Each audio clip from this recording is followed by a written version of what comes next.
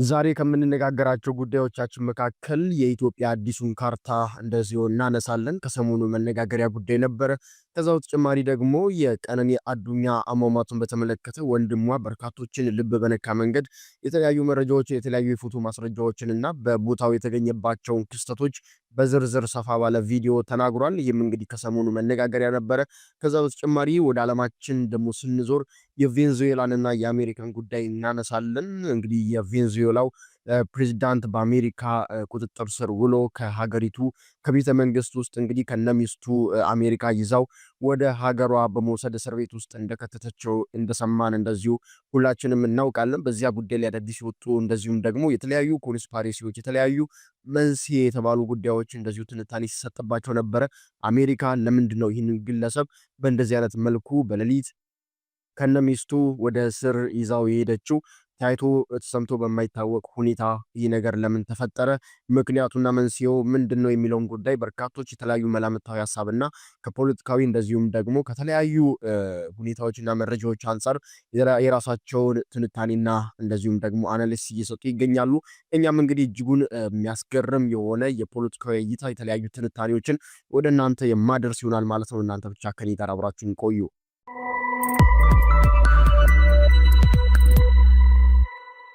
ኖር ኢትዮጵያውያን በዓለም ዙሪያ የምትገኙ እንደምን ቆያችሁኝ? ዛሬም እንግዲህ ወቅታዊ አነጋጋሪ በሶሻል ሚዲያው ላይ በርካቶች ሲነጋገሩበት የነበረውን ጉዳይ እናንተ መመልከት አለባችሁ። የእናንተን ሐሳብና አስተያየት፣ ምክርና ተግሳጽ እንደዚሁ ይፈልጋሉ ብዬ ያሰብኳቸውን እንዲሁም ደግሞ እኛም ብንነጋገርበት ብዬ የመረጥኳቸውን ቪዲዮዎች ወደ እናንተ ሰብሰብ አድርጌ ይዤላችሁ መጥቻለሁ። ለዚህ ቻናል አዲስ ከሆናችሁ ወቅታዊ፣ ሀገራዊ፣ ዓለም አቀፋዊ ጉዳዮችን በየጊዜው ቀኑ የሚወጡ ቪዲዮዎችንና መረጃዎችን ወደ እናንተ የማደርስበት ቻናሌ ስለሆነ ለዚህ ቻናል አዲስ የሆናችሁ ይህንን ቻናል ዛሬ ገና የተመለከታችሁ ያላችሁ ሰብስክራይብ በማድረግ ቤተሰብ ሁኑ። እንደዚሁም ደግሞ ይህ መረጃ በርካቶች ጋር ይህ ቪዲዮ በርካቶች ጋር እንዲደርስልኝ ላይክ እና ሼር በማድረግ እንግዲህ ፍቅራችሁንና ቤተሰብነታችሁን እንድታሳዩኝ እንደዚሁ እጠይቃችኋለሁ። ቀጥታ ወደ ቪዲዮቻችን የምንገባው በቀዳሚነት የምናነሳው የኢትዮጵያ አዲሱ ካርታ እየተባለ እየተወራለት ስለሚገኘው እንደዚሁም ደግሞ በርካቶችም በዚህ ዙሪያ ሐሳባቸውንና መረጃውን እያጋሩት ስለሚገኘው ጉዳይ ነው ማነሳላችሁ። እስኪ ቪዲዮውን እንመልከት። ከዚያም በኋላ የእናንተን ሐሳብና አስተያየት ደግሞ በስፋት እንደዚሁ እንመለከታለን።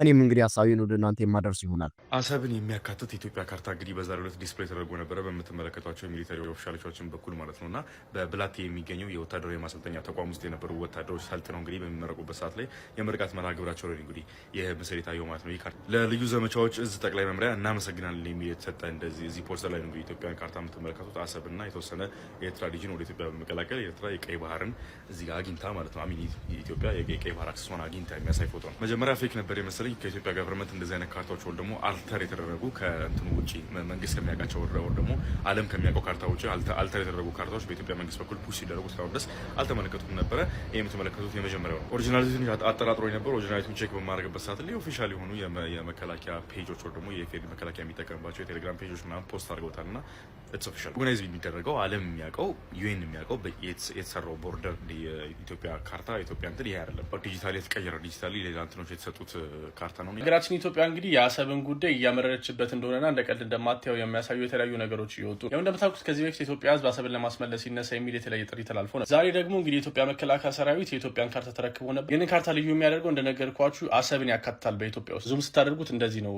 ፎቶን ዙም ስታደርጉት እዚህ ጋር ሱዳን አለች፣ ኢትዮጵያ ነች፣ እዚህ ጋር ኤርትራ አለች። በቀይ ማርክ የተደረገው አስመራ፣ እዚህ ጋር በቀይ ማርክ የተደረገው አሰብ ነው። ይሄንኛው የኢትዮጵያ ካፒታል አዲስ አበባ ነው። እና አሰብ ኢንክሉድድ የምትሆነው እንደምትመለከቱት ኢትዮጵያ ውስጥ ኢትዮጵያ መከላከያ ሰራዊት ይህንን ፎቶ ዲስፕሌይ ያደረገው የብላቴ ማሰልጠኛ ማዕከል ያሰልጠናቸው ምልምል ወታደሮችን ምረቃ ስነስርዓት ባካሄደበት ወቅት ላይ ነው። ያው እንግዲህ የባህር በር ለማግኘት የተለያዩ ሙከራዎች እየተደረጉ ይገኛሉ። የአሰብን ለማስመለስ እንግዲህ የተለያዩ ጥረቶችም እንደዚሁም ደግሞ የተለያዩ ዲፕሎማቲክ የሆኑ ጉዳዮች እንደዚሁ የተከናወኑ እንደሚገኙ የተለያዩ መረጃዎች ይጠቁማሉ። ታዲያ አሁን ላይ የሰማነው መረጃ ደግሞ የተመለከትነው ካርታ የኢትዮጵያ አዲሱ ካርታ የአሰብን የጠቀለለ እንደሆነ እንግዲህ ለመመልከት ችለናል ማለት ነው። በርካቶችን ያነጋገረ ጉዳይ ነው። እናንተም እስኪ ሀሳባችሁን በዚህ ጉዳይ ላይ ምን አይነት ስሜት ተሰማችሁ፣ ምን አይነት ሀሳብ አላችሁ የሚለውን ኮመንት ላይ አስቀምጡልኝ። ቪዲዮ ላይ እንግዲህ እንደተመለከታችሁት አዲስ መረጃና በርካቶችን ያስገረመ ሆኖ በይሳት በጣም በርካቶች የተነጋገሩበት ያለው ጉዳይ ስለሆነ ማለት ነው። እስኪ ወደ ቀጣይ መረጃችን እናልፋለን። በቀጣይነት የምናገኘው የቬንዙዌላና የአሜሪካን ጉዳይ ነው። ቬንዙዌላ እንግዲህ በጣም በሚያስገርም ሁኔታ መሪዋን ወደ እስር ከታለች ማለት ነው። ያው አሜሪካ እንግዲህ ምንም አይሳናትም የሚባል ደረጃ ላይ ደርሳለች ማለት ነው ብሎ በርካቶች እንዲያስቡና እንደዚሁም ደግሞ ለሌሎችም ምናልባት ትልቅ ትምህርት የሰጠ ጉዳይ እንደሆነ በርካቶች እየዘገቡለት ይገኛሉ። የቬንዙዌላው ጠቅላይ ሚኒስትር አሊያም ደግሞ የቬንዙዌላ መሪ አሁን ላይ በአሜሪካን እስር ውስጥ እንደሚገኝና የአንድ ሀገር መሪ ሌላ ሀገር መጥቶ ከቤተ መንግስቱ አንጠልጥሎ ከነሚስቱ ወስዶ የራሱ እስር ቤቱ ውስጥ ሲከት እንግዲህ ይህ ለመጀመሪያ ጊዜ ነው በታሪክ ተብሎ የተነገረም ይገኛል። በጣም በርካቶችን ያስገረመው የሀገር መሪን ሌላ የሀገር መሪ ሊወረው ይችላል፣ ሊያጠቃው ይችላል፣ ሊገለው ይችላል። እንደዚህ ግን ወስዶ እስር ቤት ውስጥ መክተት ድፍረት፣ ንቀት እያሉ በርካቶች እንግዲህ ትንታኔ እየሰጡ ይገኛሉ። መንስኤው ግን ምንድን ነው? አሜሪካ በዚህ ርቀት መታ ይህንን መሪ አንጠልጥላ ልትወስድበት የቻለችበት ምክንያት ምንድን ነው? የፖለቲካዊ ወይም ኢኮኖሚያዊ ሌሎች ጉዳዮች ትንታኔ ሲሰጡበት ነበረ። ነገር ግን አሜሪካ በራሷ በፕሬዚዳንቷ በኩል የገለጸችው ያው ከአደንዛዥ እጽ ጋር በተያያዘ እንደሆነ እንደዚሁ ይናገራል። በተለይም ደግሞ ለዚህም ሰው ለኦፕሬሽኑ ራሱ ስም ተሰጥቶታል።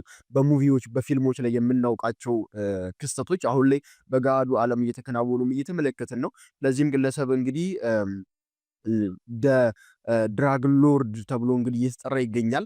እጅጉን በርካቶችም ያስገረመ ነው ይህ ስያሜ። በሙቪ ላይ እንግዲህ በፊልም ላይ የተለመደ አጠራር አይነት ነገር ነው። አንድ ነገርን ኦፕሬት ለመፈጸም ለዛ ስያሜ የሰጡትና ነው ያንን ነገር አታክ ወይም ደግሞ መቆጣጠር ሲቆጣጠሩ የሚያሳዩትና ይህም ልክ እንደ ፊልም በርካቶች እየተናገሩት ይገኛሉ። ነገር ግን ከኋላ ያለው ሚስጥር ምንድን ነው? አሜሪካ ይህንን መሪ ከመውሰዷ ጀርባ ያለው ትልቁ ሚስጥር ፖለቲካዊና ኢኮኖሚያዊ ሚስጥርና ፖለቲካ እንደዚሁም ደግሞ ኮንስፓሬሲ ምንድን ነው የሚለውን ነገር ተንታኞች በጣም በበርካታ መንገድ እየተነተኑት ይገኛሉ። እኔ ግን አንድ ቪዲዮ ቀልቤን ስቦታል።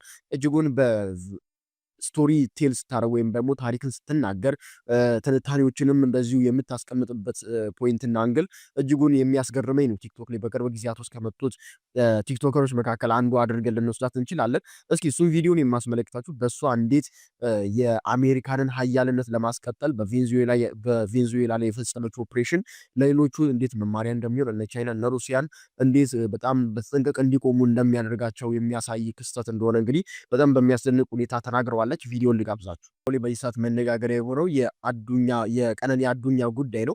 ቀነኒ አዱኛ እንግዲህ ከዚህ ዓለም በሞት ከተለየችበት ጊዜ አንስቶ አሟሟቷ በጣም ጥያቄ ምልክት ውስጥ ገብቶ በርካቶችን እያጠያየቀና ፍትህም እንደዚሁ እንዲጠይቁ እልባትም እንዲሰጥ የዚች ሴት አሟሟት ጉዳይ ማን የገደላት የሚለውን ጉዳይ እንግዲህ በደንብ በህግ ተጣርቶ የገደላት አካል ለፍርድ እንዲቀርብ እንግዲህ የተለያዩ ጥያቄዎች ሲቀርቡ ዛሬ ላይ ደርሷል። ምንም እንኳን መፍትሄ ባያገኝም ዛሬም ላይ እንግዲህ የተለያዩ ተቃውሞች፣ የተለያዩ ሀሳቦች ሲንሸራሸሩበት የተመለከትኩ ይገኛሉ። ይሄ ጉዳይ በተለይም ደግሞ የቀነኒ አዱኛ ፍቅረኛ የነበረው አርቲስቱ ማለት ነው አሁን ላይ ሶሻል ሚዲያ ላይ በመውጣት እንግዲህ ይቅርታ በመጠየቅ ቤተሰቦቿንም እንደዚሁ ይቅርታ በመጠየቅ ነገሩን በአባገዳዎች እንግዲህ ለመፍታት ጥረት ሲያደርግ እንደነበረና ያም አባገዳዎችም ከዚህ ጉዳይ ራሳቸውን እንዳስወጡ እንዳቆሙ ይሄንን ጉዳይ እንደዚሁ ለመስማት ችለን ነበረ። እኔም ቪዲዮን ወደ እናንተ አድርሼ ነበረ።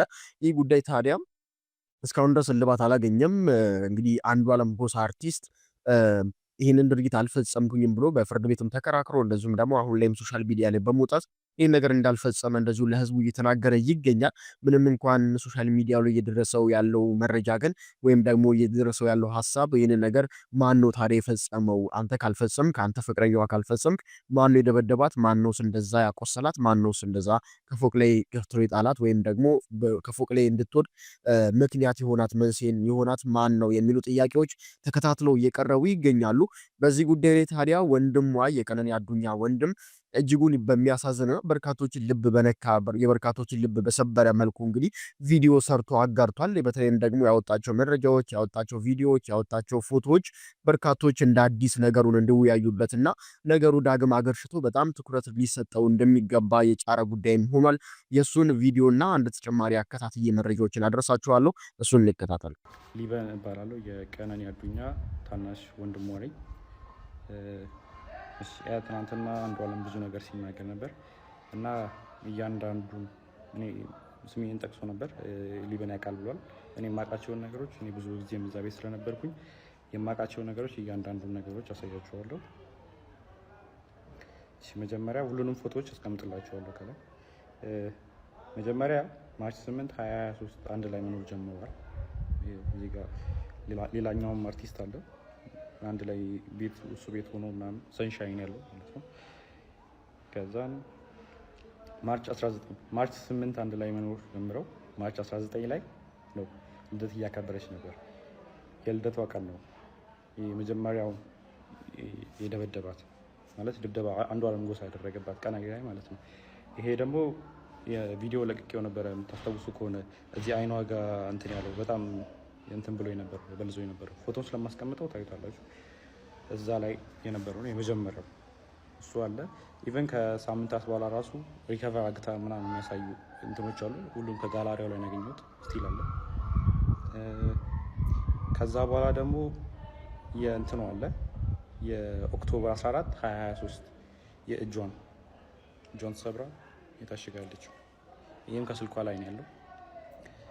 ከዛን ፌብሩዋሪ 29 2024 ይሄ ፎቶ እዚህ ላይ የምታዩት ከሆነ ጊታር ይዟል ይሄ። ስለዚህ ከዚህ በኋላ ይሄን ጊታር የሰበረበት ቀንና ሽጉጥ የተኮሰበት ቀን ነበር። አንድ ቀን ነው ይሄ የተፈጠረው። የዛን ቀን እኔ ነበርኩኝ ቤት ውስጥ ማለት ነው። ከዛም ጠዋት አንዷለም ያው ሌሊት አምሽቶ ነው የሚመጣው። በቃ ጠዋት ሊነጋ አካባቢ ሲል ነው የሚመጣው ወደ 11 ሰዓት አካባቢ ምናምን እና ሁሌ የዛን ሰዓት ጭቅጭቅ አለ በአንዷለምና በቀነኒ በኩል ሁሌ በዛ ሰዓት ጭቅጭቅ አለ። ሁሌ ይቀያየራል። በቃ ጠዋት ሊነጋ አካባቢ ሲመጣ ሁሌ ተቀያይሮ ነው የሚመጣው። ከዛን የዛን ቀን ተኝቼ ነበረ። እኔ 1 ሰዓት አካባቢ ይሆናል ተኝቼ ነበረ። እኔ ገስት ሩም ነበር የተኛሁት። ከዛን ቀነኒ ሮጣ ገባች እኔ ያለሁበት ክላስ ማለት ነው። ከዛን በሩ ስዘጋ የዛን ጊዜ ተነሳሁኝ። ከዛን ምንድነው ናስለ ጊዜ እንትኑን ይሄ ጊታሩን ውርውሮ ሲሰብረው ነበር የዛን ቀን እንትን ኮሪደሩ ላይ። ከዛን ምንድነው ናስለ ጊዜ ተነሳ አንተ ለማጋት ትሄዳለህ ምናምን ነገር አለችኝ። ከዛን ምን ተፈጥሮ ነው ምናምን ስላት ጊዜ ከዛን ሽጉጥ አቀባበለ አንዷለም በሩ ጋር ቆሞ ማለት ነው።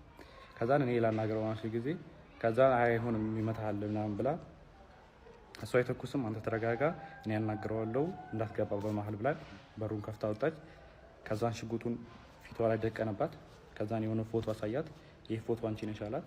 እሷን አይደለሁም አለች። ከዛን እህቱን አሳያት። መጽሐፍ ቅዱስ ይዛ በጣም ማለችለት። እኔ አይደለሁም እናቴ ትሙት ምናምን ብላ ማለችለት ቀነኒ። ከዛን አንቺ ነሽ ምናምን አላት። ከዛን ወደ እንትና ዞረ ሚጣ ጠይቃት። ሚጣ እሷ አይደለችም ምን ሆነ አንዷ ማለችው። ከዛ እኔን ጠይቀኝ እሷ አይደለችም ስለ ጊዜ ከሷ ላይ ይዞ የነበረውን ሽጉጥ ወደ ሸተሩ አዙሮ ሸተሩ ላይ ተኮሰዋል። እሱንም ፎቶ ላደርግላችሁ እችላለሁ። አሁን ምናልባት ላገኘው እችላለሁ። ካገኘሁት ግን አስቀምጥላችኋለሁ። ከዛ ቀጥሎ እያንዳንዱ ነው ማሳያችሁ። ከዛን ይሄኛው ፎቶ አለ። ይሄ ፎቶ ማለት አንዷለም ጎሳ በኢሬቻ ኮንሰርት ላስት ታይም ያደረገው ከዛ በኋላ ከተመለሰ በኋላ በሆነ ብር ምክንያት ከሌላ ሰው ጋር ተጋይቶ በሱ ሰበብ እሷ ሊደበደባት። ይሄው የፀጉሯን ማመሳሰል ትችላላችሁ። የዛን ጊዜ የነበረ ፎቶ አለ።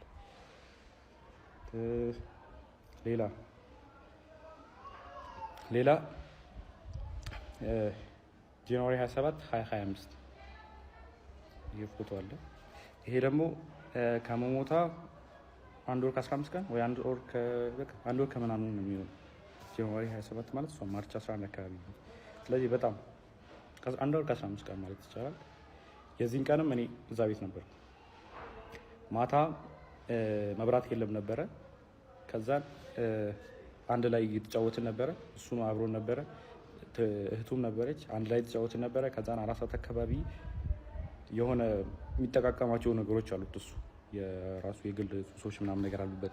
ከዛን እሱ ሊጠቀም ስለፈለገ የሚጣራተኝ ምናምን ሲላ ጊዜ ከዛን ያው እኔ ፊት ማድረግ ስለደበረው ይሆናል ምናምን ብዬ እኔም ገብቼ ተኛው። የሚታምተኛት ከዛን ወደ 10 ሰዓት 11 ሰዓት አካባቢ መሰለኝ በጣም ጭቅጭቅ ሰማሁ እና እኔ ሚጣ ክላስ ነበርኩ እንደው። ከዛን ከሚጣ ክላስ ወደዚህ የሚጠቀው ገስት ሩሙ አለ። ከገስት ሩሙ የሰራተኛው ከሰራተኛው ነው ሳሎን ቤት ያለው። ከዛን ጭቅጭቅ በጣም ይጨቃጨቃሉ ምናምን ነገር ስለምን እንደሆነ በደንብ አላውቅም፣ አልሰማሁትም። ግን ጭቅጭቅ የሆነ የጭቅጭቅ ድምፅ ሊሰማኝ ነበር። ከዛም ተነሳው በጭቅጭቁ። ከዛም በመሀል አልገባም ብዬ ለረጅም ሰዓት ቁጭ አልኩ። ከዛም የሆነ ሰዓት የሚወድቅ ነገር ሰማሁ። ከዛን የዛን ጊዜ ከፍቼ ስወጣ ቀጥታ በኮሪዶሩ ላይ የነበረው አንዷለም ነበረ። አንዷለም እንትን አለኝ ነው ግድት በመሀላችን እንዳትገባ ምናምን ብሎ እኔ መልሶኝ ቤት በሩን ቆልፎ የሚጣ ክላስ ውስጥ ነበርኩ በሩን ቆልፎት ከዛን 5 ደቂቃ ምናምን ቆይቶ መጣና ከፈተው ሂድና አናግራት አለኝ። ከዛን በሩ ጋር ሲሄድ ጥርሱ አካባቢ ደምቷል። ከዛን ጥርሱ አካባቢ ደምታለች። ወርቃ ዝም ብላ እያለቀሰች አይደለም ዝም ብላ ቁጭ ብላ ነው። ከዛን ሚጣን ቀሰቀሳት። እዛ ሚጣና እኔ ወስደን እሷ ሚጣ ገስትሩም ለኔ ይለቃልኝ ነበር የእሷን ክላስ። ከዛ እሷ ገስትሩም ነበር የነበረችው። ከዛ ገስትሩም አስገባናት ከሚጣ ጋር። ከዛ በኋላ እንደዛ ሆና እኔን ስታይኝ ማለት እኔ እንደዛ ሆኜ እሷን ስላየኋት በጣም አለቀሰች። እኔ እንደዚህ ሆኜ እኮ ምናምን ብላ መልቀስ ጀመረች ምናምን ነገር። ከዛም በጠዋት ተነስና ሄዳለች። ከዛም ወደ 11 ሰዓት አካባቢ ይሆናል የዛን ሰዓት። ከዛን 12 ሰዓት ተኩል ያው አልተኛውም ዝም ብዬ ቁጭ አልኩኝና 12 ሰዓት ተኩል ሲሆን ወጥቼ ሄድኩኝ እና ፎቶ ካያችሁት ከላይ ሰዓቱ እኔ ከሄድኩኝ በኋላ ነው የተነሳችው እነዚህ ፎቶዎች ማለት ነው።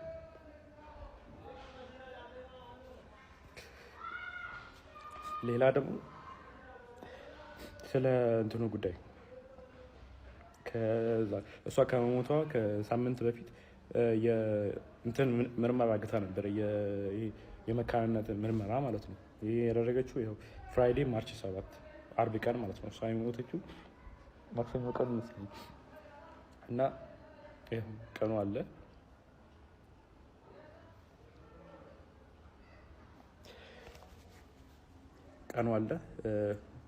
ያው ኒው ላይፍ እና የሕክምና ምርመራ የመካንነት ያደረገችው ራሱ